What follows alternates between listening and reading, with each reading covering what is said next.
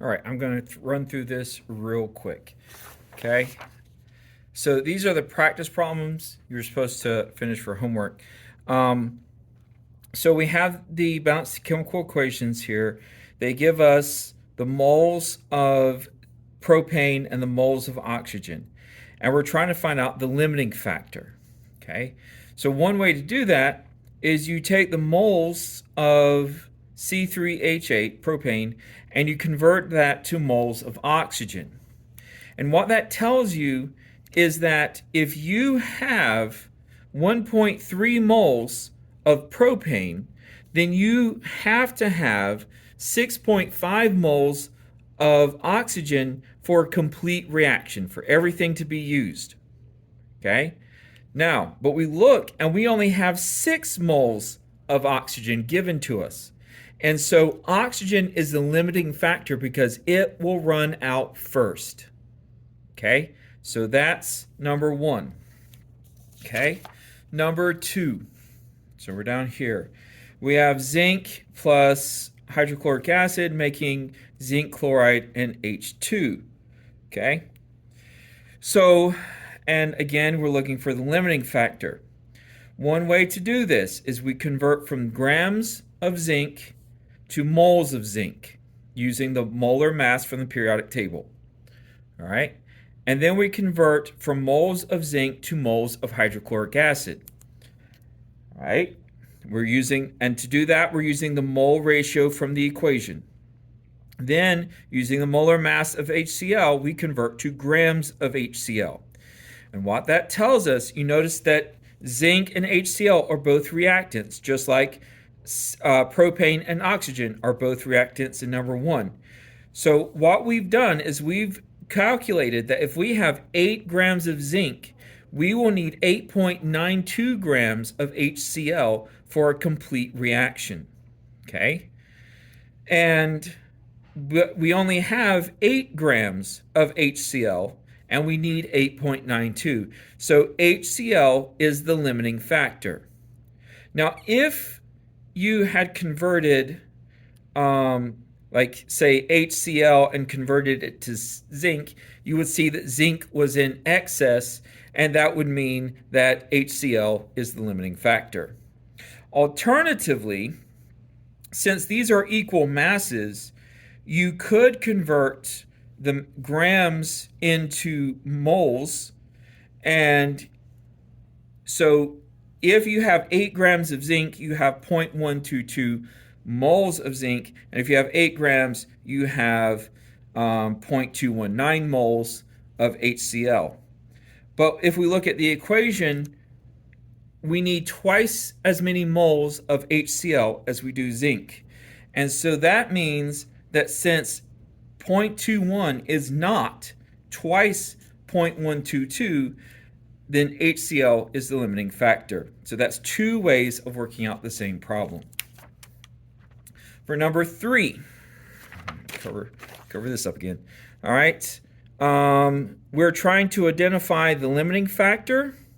So Na and Cl are a 2-to-1 ratio. That should say ratio. So sodium is going to be the limiting factor. It's going to be used up first. Okay. Calcium, or calculate the remaining excess. So 3.4 moles of Na, and we need to find the moles of chlorine. So 3.4 moles of sodium, use the mole ratio from the equation to calculate the number of moles of Cl2 that react. Okay? Now, then you take the total number of chlorine moles, subtract the reacted chlorine, and that tells you how much is left over. Okay? For part C, we had to calculate the NaCl produced, 3.4 moles of sodium. We're using the mole ratio from the equation, and that tells us that we get 3.4 moles of NaCl produced from the 3.4 moles of sodium. Okay. For number 4, we have the Haber-Bosch process. All right, so we have grams. We want to find the grams of ammonium produced from 35 grams of nitrogen and 12 grams of hydrogen. Okay? So first we're going to find the limiting factor, and we're going to convert from grams of nitrogen to moles of nitrogen. Then from moles of nitrogen to moles of hydrogen. And then we're converting from moles of hydrogen to grams of hydrogen. And that tells us that if we have 35 grams of nitrogen, we need 7.57 grams of hydrogen, okay, for a complete reaction. So then we look and we're given 12 grams of hydrogen.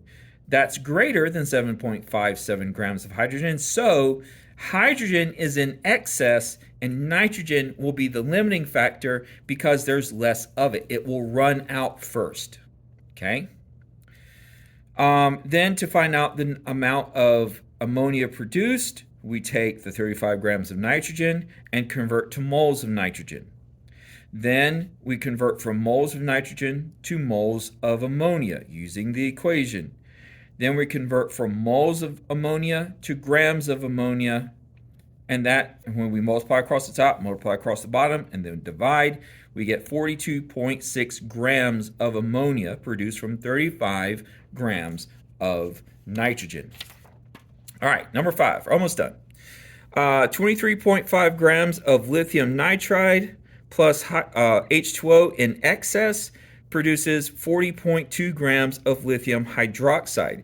And we have to find the percent yield. So first we're going to calculate the theoretical yield of lithium hydroxide. So we take the grams of lithium and convert to moles of nitrogen. Okay? Yes, the grams.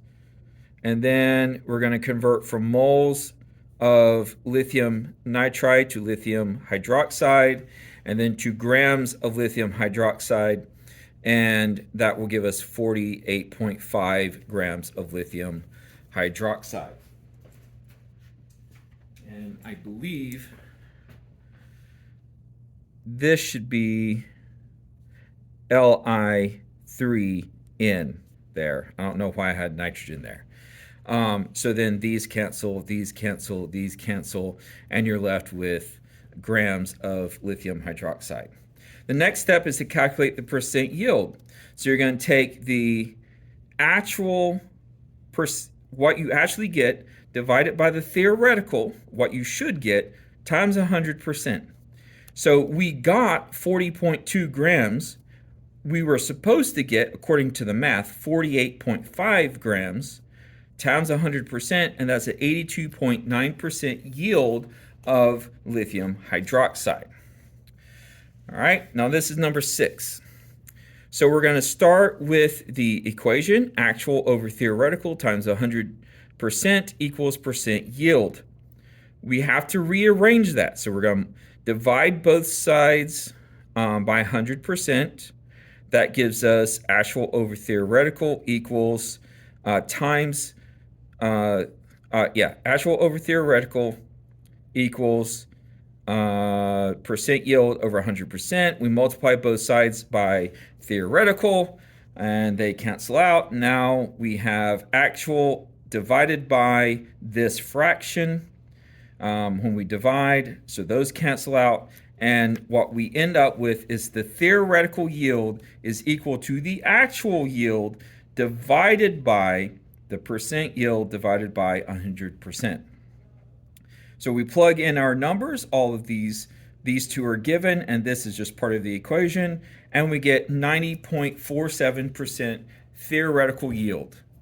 And that is how you do it. Feel free to play this back and slow it down because it's the end of the day and I've been talking